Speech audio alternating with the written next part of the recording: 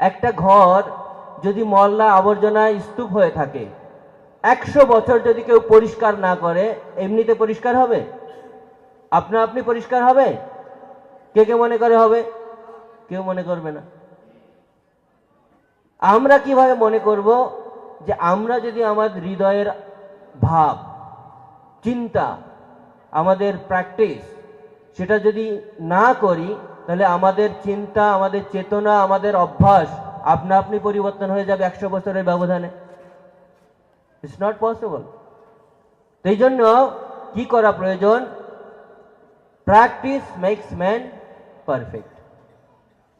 সাফল্য অর্জনের জন্য বলা হচ্ছে তিনটি মূল বস্তু আছে, তিনটি পদ্ধতি। কি তিনটি পদ্ধতি? প্র্যাকটিস দ্বিতীয় নাম্বার, প্র্যাকটিস তৃতীয় নাম্বার, প্র্যাকটিস। এই তিনটা মূল নীতি।